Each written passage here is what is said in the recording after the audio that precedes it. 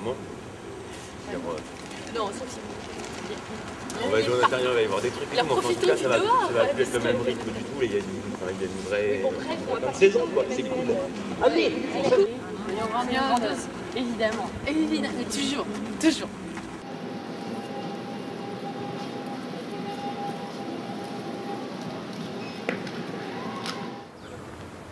Vous allez jouer Bérénice ici! Eh oui, là, ici!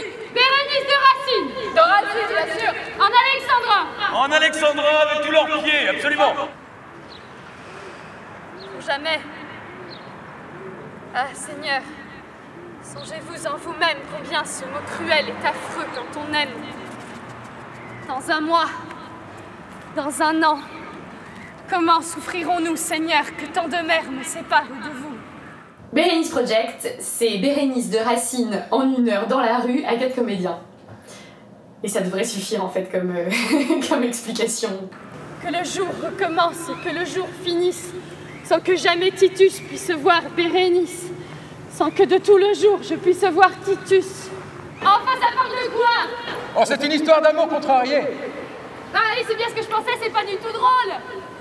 C'est beau! Absolument. Je viens percer un cœur que j'adore, qui m'aime. Et pourquoi le percer?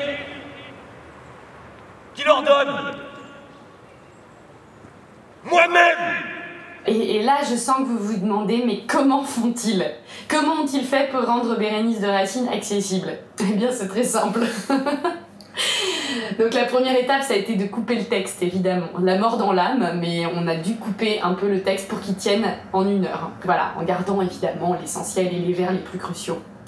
La deuxième étape, ça a été de faire de ce texte vraiment une matière vivante. Donc on a vraiment travaillé dans la vivacité des répliques, en étant au plus près des sentiments et des émotions qui se jouaient, vraiment en débarrassant Bérénice de tout le marbre qu'on peut y mettre parfois. Et donc en travaillant ce texte de façon très vivante. Il faut vous satisfaire, Titus m'a commandé. Quoi? De vous déclarer qu'à jamais l'un de l'autre, il faut vous séparer. Séparés.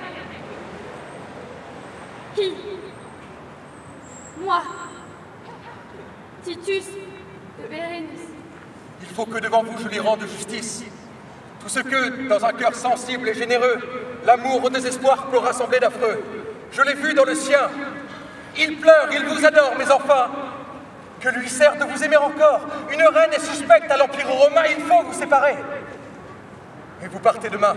Nous séparer, hélas, Phénice! Eh bien, madame, il faut ici montrer la grandeur de votre âme. Ce coup sans doute rude, il doit vous étonner. Après tant de serments, Titus m'abandonnait. Titus qui me jurait.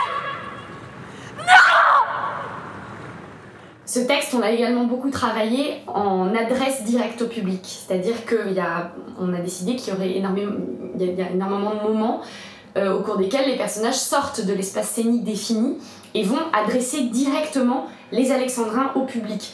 Ça permet d'une part au public de réaliser que les alexandrins c'est magnifique et que c'est tout à fait compréhensible. Et c'est vrai que quand on accroche les gens vraiment les yeux dans les yeux, ils nous écoutent de façon peut-être un petit peu plus attentive et du coup se rendre compte que l'alexandrin est accessible. C'est aussi une façon de les accrocher au projet.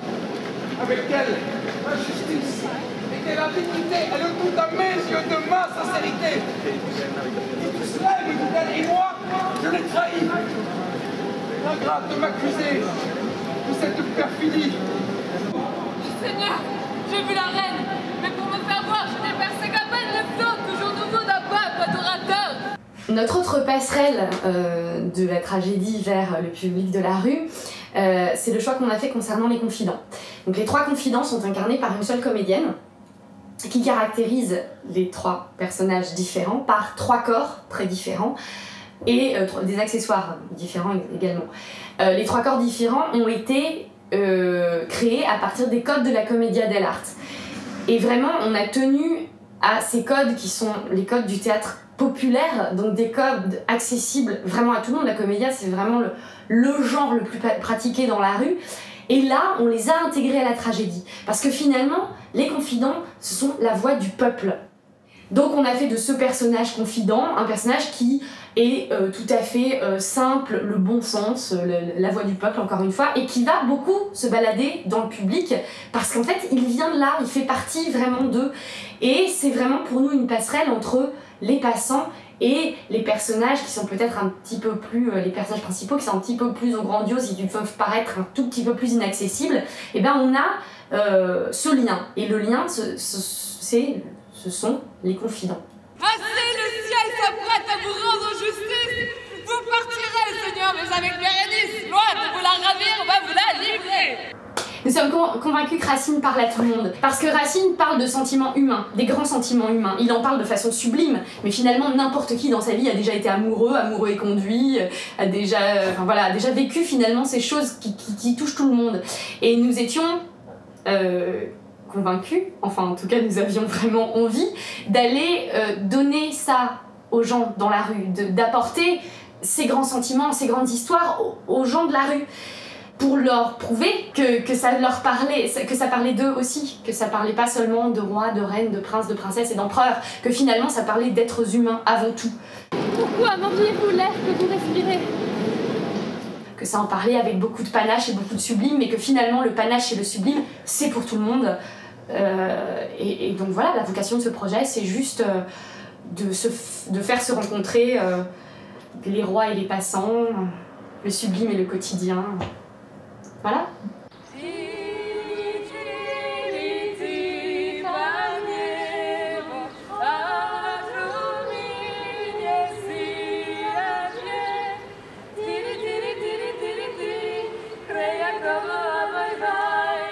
So